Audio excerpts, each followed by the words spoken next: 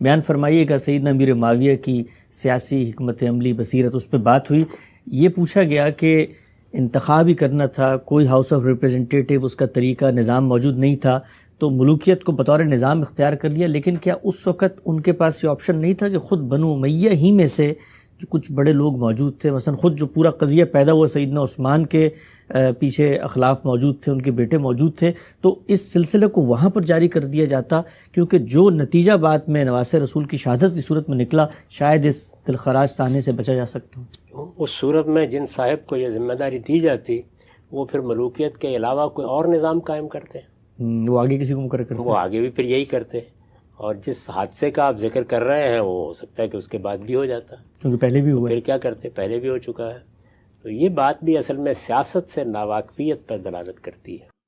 میں نے عرض کیا ہے کہ سیاست پرامن انتقال اقتدار کا طریقہ چاہتی ہے، اور پرامن انتقال اقتدار کا طریقہ نزاع سے بالاتر ہونا چاہیے. اگر وہ آپ ایسا طریقہ اختیار کریں گے تو آپ دیکھیے کہ اگر معاویہ رضی اللہ عنہ سے آپ یہ توقع کر رہے ہیں کہ وہ فلاں کا انتخاب کر دیں تو بہت اچھا ہے، تو یہ پھر ہر جانے والے سے توقع ہوگی، اور پھر وہی میرٹ زیر بحث آ جائیں گے کہ کون زیادہ حقدار ہے. اس سے نظام نہیں بنتا. دو ہی صورتیں، یا آپ ایک ہاؤس آف ریپریزنٹیٹیو وجود میں لائیے، وہ بھی متعین ہوگا کہ یہ لوگ ہیں جو پوری مملکت کی یا سلطنت کی نمائندگی کرتے ہیں، جس کو آپ پارلیمنٹ کہتے ہیں، وہ پھر انتخاب کر لیں گے. تو گویا ایک طریقہ ایجاد ہوتا ہے پہلے، جو طریقہ فصل نزاع کا باعث بنتا ہے، پرامن انتقال اقتدار کا باعث بنتا ہے. یہ جو حضرات اس طرح کے مشورے دیتے ہیں، وہ دنیا بھر میں جو بادشاہتیں قائم ہوئی ہیں ان کو کیوں نہیں دیتے یہ مشورے؟ اس وقت دنیا کے 44 ملکوں میں بادشاہت قائم ہے. ان سب ملکوں کے اندر کیا طریقہ اختیار کیا جاتا ہے؟ برطانیہ میں جانشینی کے لیے کیا اسلوب قائم ہے؟ بڑی مشکل سے ابھی یورپ کی بعض بادشاہتیں 12 کے قریب ہے اب بھی آمادہ ہوئی ہیں کہ چلیے عورتوں کو بھی آنے دیا جائے اگر وہ بڑی ہوں. تو یہ ساری چیزیں جو یہ ملوکیت کا نظام انسانی تجربات سے پیدا ہوا ہے. اس وجہ سے اس میں کوئی ایک فیصلہ بعض اوقات بہت بڑے نزاع کا باعث بن جاتا ہے. بنتے ہیں بعد کے زمانوں میں دائیں بائیں بھی بعض اوقات لوگوں کو نامزد کرنا پڑا ہے، لیکن وہ کوئی پھر بڑا مسئلہ پیدا ہو جاتا ہے.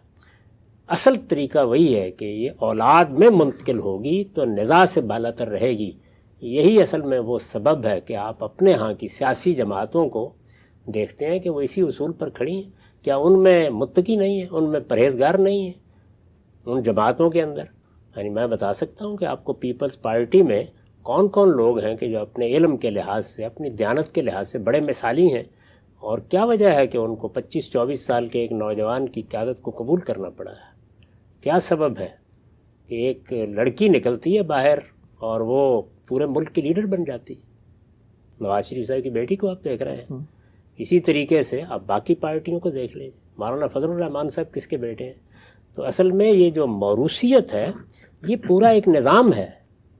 یہ غلط ہوگا.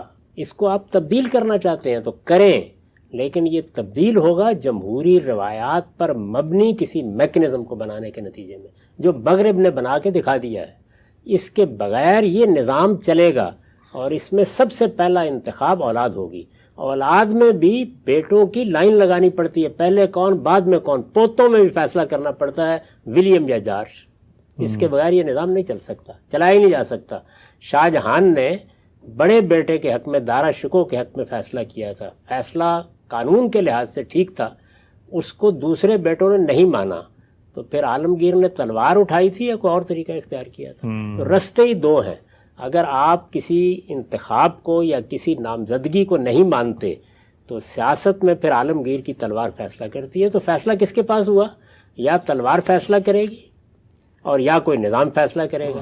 ملوکیت میں وہ نظام اولاد کی طرف منتقل ہوتا ہے، اور جمہوریت میں وہ نظام کسی ہاؤس آف ریپریزنٹیٹیو کی اکثریت کے فیصلے کی طرف جاتا ہے.